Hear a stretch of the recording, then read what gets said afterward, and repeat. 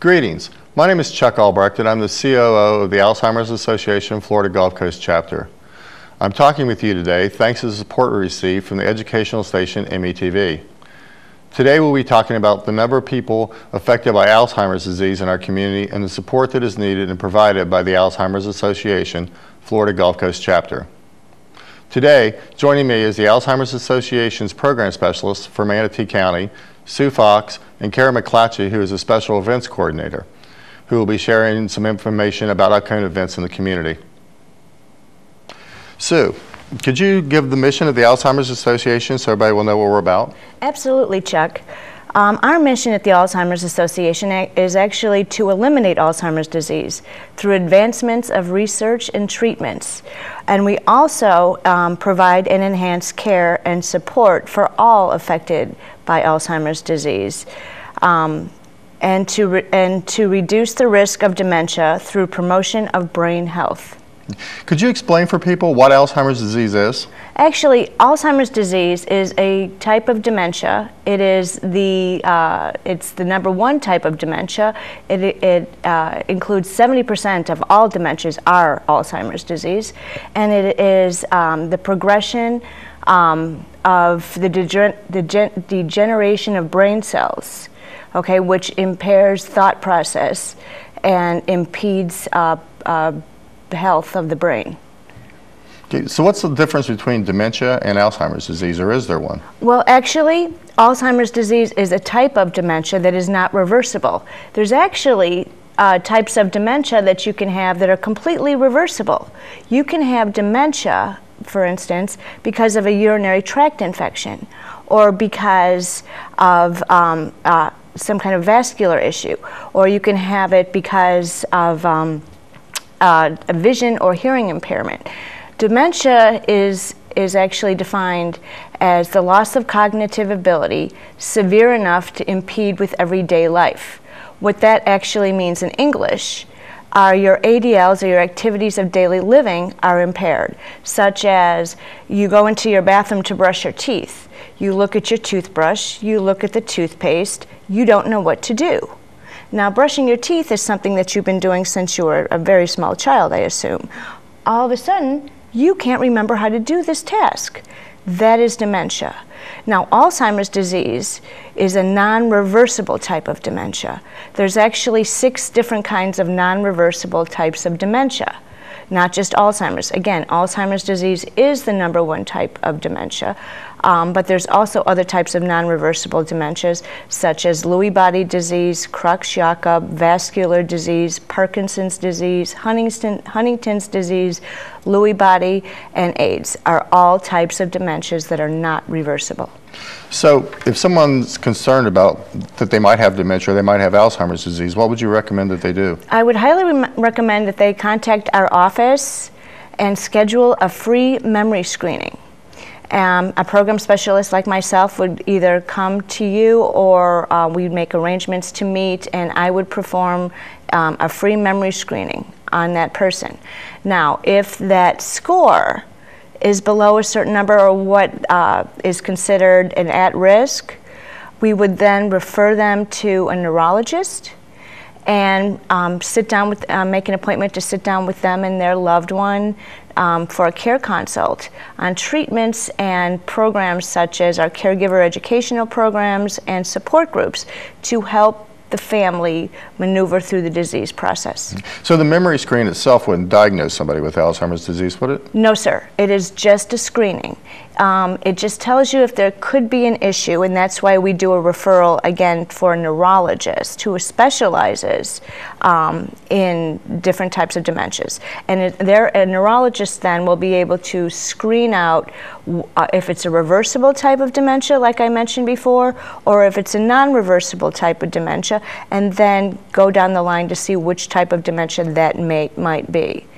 So how many people, say in Manatee County, are affected by Alzheimer's disease? Right now in Manatee County, 1 out of 24 people are affected by Alzheimer's disease, a total of over 11,000 people.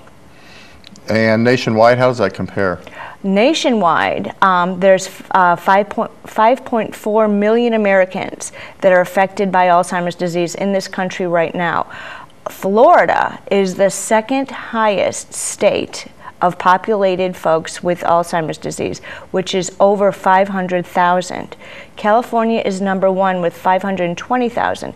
But then you also have to consider California is about 5 times the size of Florida. So we really are highly populated here in the state of Florida with folks that are have been diagnosed with dementia and Alzheimer's disease. So when someone gets a diagnosis of Alzheimer's disease, what are they looking at? Should they expect down the road? Well, there's numerous things that the families need to be prepared for, such as the changes in the behavior of their loved one and the care that the person with Alzheimer's disease will need. The family needs to be educated on the disease process as well, and what to look out for. For instance, we do a training on driving in dementia, which is a big issue with folks, and why it's important that the family realizes how that can impede them. We also do an educational program here in Manatee County. I do it at least twice a month, called the ABCs of caregiving, or the basics of Alzheimer's disease. And what we do is we talk about everything from what is dementia, what is Alzheimer's disease, what's the difference, what are the behavior issues, what are the caregiver concerns, what are the communication issues. It really goes step by step with all the issues for Alzheimer's disease in a 2-hour program. I know for myself, I never in my life thought I needed to worry about being a caregiver. And if I all of a sudden had someone in my family who had Alzheimer's disease, I would kind of be pretty much a rookie at how to do this. What are some of the services the Alzheimer's Association offers to help provide support and education for caregivers? Well, again, the first thing I would do is go and meet with the family and discuss different options of care. There's all types of adult day centers, in-home care, having the person placed in a facility for respite care. What are the educational programs that the family can go to? We also have a BASE program, which is wonderful, and it's for people that were just diagnosed and their caregiver. It's a 9-week program. I've run it here in Manatee County twice. I'm about to run it again in January. We're running it in Sarasota for the first time in the fall. And it's a closed program. Most of our programs, and I'm glad you mentioned that, are open to anyone. My BASE program, though, is by appointment only, because we want to really get a hold of those people that were just diagnosed. Because one of the problems that I find is that caregivers don't reach out for help right away. They usually think, oh, things are going along smoothly and therefore we're going to be fine. And then crisis hits. There's a behavior issue, or there's some type of accident, and then they call us. And it's much more helpful if they come to us immediately, and that's what our BASE program provides, and gets this 9-week course of all kinds of information regarding Alzheimer's disease, regarding the driving that I mentioned before, and then I have elder law attorneys come in one day and looking towards the future. Again, a 9-week course, and it's fabulous, and they bond so they don't feel alone. And then that spins off to a support group. And I still meet with all my BASE people regularly. In fact, I just saw them Friday. And then they don't feel so scared and so ashamed. And that's part of it too. Caregivers don't want to talk about it in front of strangers. And this way they kind of bond, shall we say. So it's a great program for them. What are some of the trainings people should be concerned about so that they could be ready for the future? A lot of the educational programs that we have, such as the ABCs of Alzheimer's disease, driving in dementia, managing challenging behaviors is another really good one. Safety options, care concerns, when to make the placement, and that's a big issue. And how to, and what are the different types of facilities. A lot of people don't know what Medicare and Medicaid pay for. A lot of people don't know what the difference between an assisted living facility and a skilled nursing facility are, and there's a big difference there. So teaching them all these things, because they don't know. They're coming in blind. They don't know what the difference is with all of these different options. They don't realize how much ongoing in-at-home care costs. So you want to really plan out for the future, teach them the skills, have somebody come in and talk about long-term care insurance, things that they will need to help guide them through the future. You mentioned challenging behaviors. Could you share with us some of those challenging behaviors and how people can address them? Absolutely. With Alzheimer's disease, how the progression works is that the person with the disease no longer is able to communicate their needs. Okay, so we really have to look at their behaviors. I like to say almost like an infant, where an infant can't tell you that they're hungry or that they're hurt, but they'll cry. Well, a person with Alzheimer's disease is not able to communicate those needs either. So what they may do is they may act out. You might put a plate in front of them and they'll throw it on the floor. Well, what are they trying to tell you? They're not hungry. They may have to go to the bathroom. They don't like what you made. It smells funny to them. And it's up to us to kind of be an investigator. And this is how you handle those kind of behaviors, to try to find out what is bothering them. What are they trying to tell us? Why are they upset? And it's important for caregivers to understand these behaviors because they truly are means of communication for people with Alzheimer's disease, particularly in the mid to later stages. Speaking of behaviors, could you share with our audience a little bit about wandering and what that means? Wandering is very unique to Alzheimer's disease, and thank you for bringing that up too. I meant to mention that. 6 out of 10 people with Alzheimer's disease will wander, and that's a pretty high amount. The scary statistic is if the person that wanders is not found within 24 hours, there is a 50% chance that they will incur severe injury or death. That number, that percentage goes up to 99% if they are not found within a 72-hour period. The reason for this, Chuck, is because people with Alzheimer's disease, they don't have good judgment. So they will walk out in front of a moving vehicle, or they're very attracted to water and they can drown. They can get in their car and they remember they used to drive a car, but they don't remember the rules of the road. So for instance, they will drive on the wrong side of the street, or they will forget which pedal is used for gas or for brake, and they panic when there's a different changes in, let's say, a lane closure or a car accident ahead.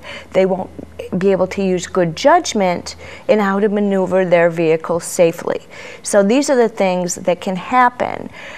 So what we do is we talk to the caregivers how to make their home a safer environment by doing things like putting an extra lock up on top of their door, because again, the person with Alzheimer's disease won't think to look up. They'll just sit there and pull on the knob.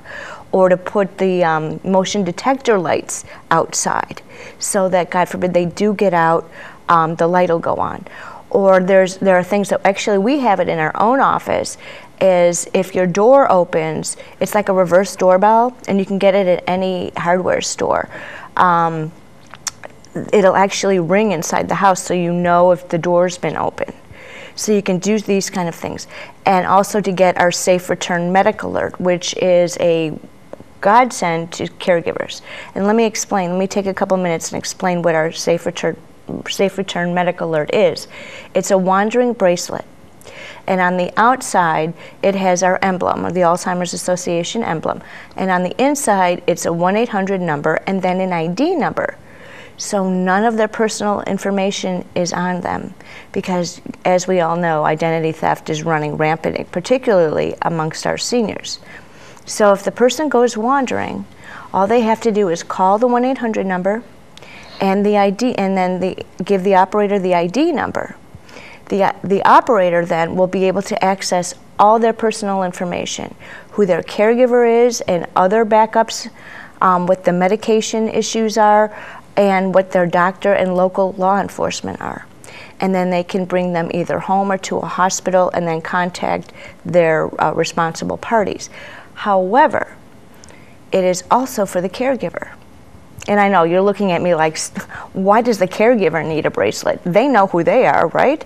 Well, let me tell you, caregiver stress is at its highest, 63%, by the way. So say you're a caregiver and you're stressed out and you're at Publix and you have a heart attack.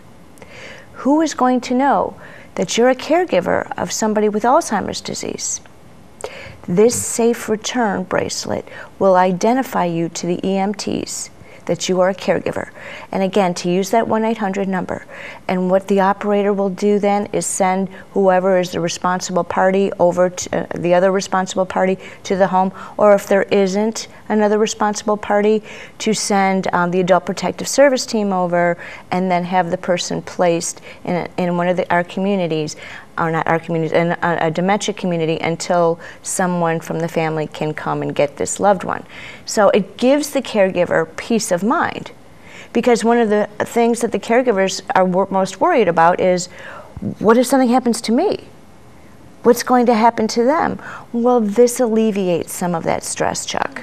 What kind of resources are there for somebody? I mean, I've heard people talk about at 2 in the morning something happens and they can't, for example, they can't sleep. The caregiver can't sleep and they just want someone to talk to. What's available for that person in that situation? Oh, well, that's a great question. And we have a 24-hour free helpline service.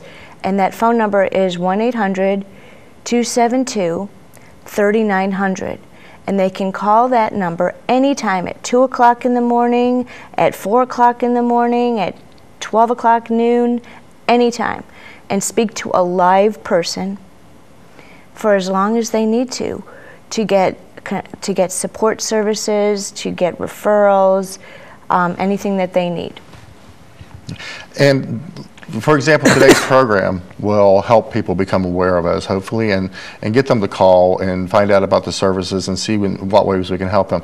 But what are some of the other ways we reach out to the community to let them know that we're here and we're here to help? We have a fantastic website. And that website address is www.alz.org/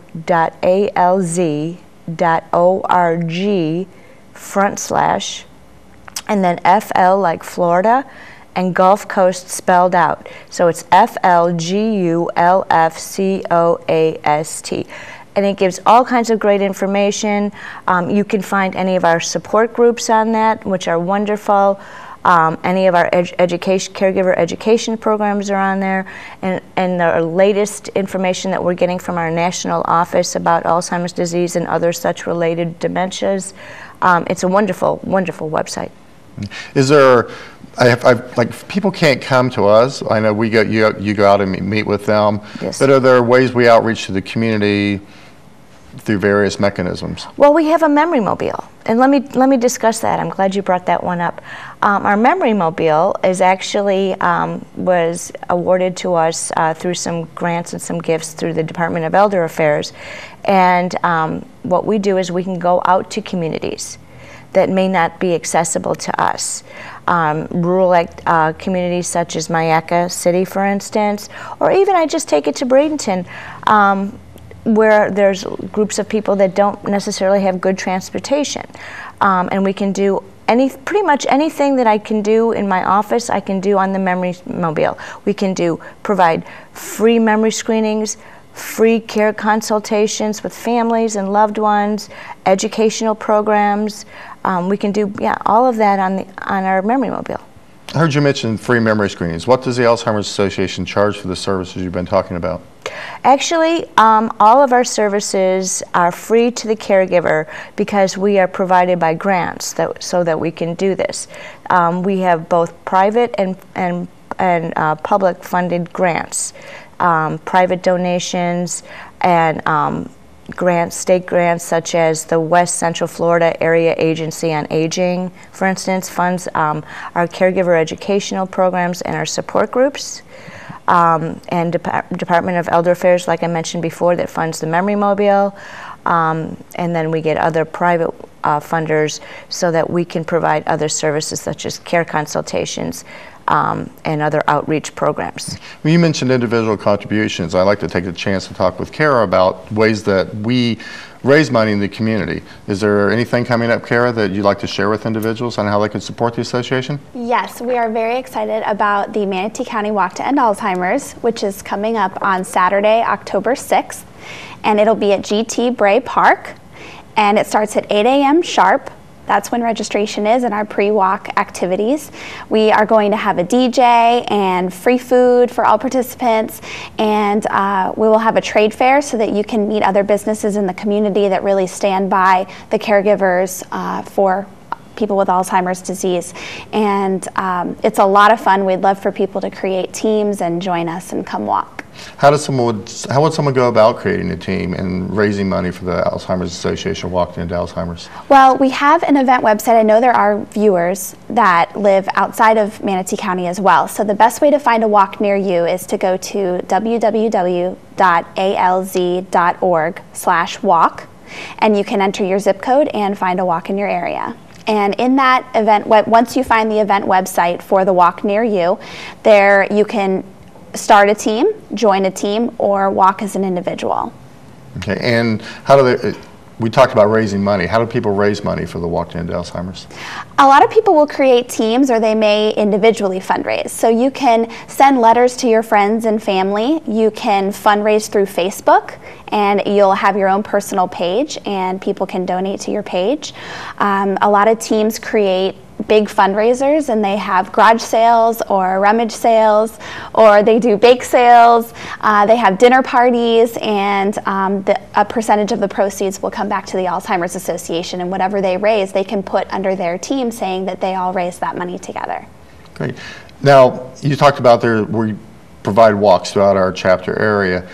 If someone's unable to get out and become a walker, could they still support the Walk to End Alzheimer's? Yes, anyone can send in a general donation or donate to a walk of their choice. They can send it to our office address, or they can actually go to the event website, which I mentioned before, and make a donation. There's also an option to be a virtual walker, because I know that some people may not be able to actually attend the walk, but they want to help us raise funds. So they can still register online and select the virtual walker option, and still have their own personal page where they can write why they choose to raise funds for the Alzheimer's Association, and upload a personal picture and send that page to all of their friends and family. So they could fundraise as a team, but if they can't make it to the walk, if that's okay? Yeah, they don't need to be present? Yeah. Oh, that's a nice option. It still builds awareness by them getting the message out and sending it to their friends and family, telling them they're raising funds. It's very important for us to not only raise funds through Walk to End Alzheimer's, but to also build awareness. How many total walks does the Florida Gulf Coast chapter have? We have 11 walks total. Okay. And Sue, you mentioned, and Kara, you mentioned also that we serve, we're talking about Manatee County today, but we serve other areas. How far is our reach? We actually have a 17-county area. So we reach as south as Naples or Fort Myers, Naples area, and we go all the way up as north as Brooksville. Okay. And the services we provide throughout those counties? All the same. We provide all the same services throughout any of our 17-county area. You mentioned earlier, as part of our mission, research. Could you talk about that a little bit with us? Sure.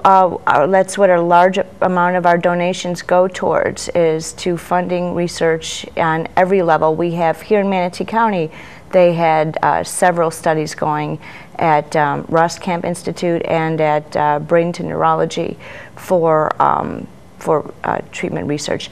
If you are interested in becoming a part of a clinical trial, there is a great website that we have that's Trial Match, and you can access that through our website. I believe the website for the exact trial match is www.alz.org/trial match.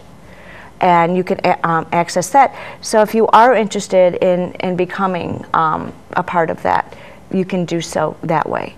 I'd imagine anybody could just go to our website and there's a search engine there and they could type in what they're looking for and pop them right there too. Absolutely. Great.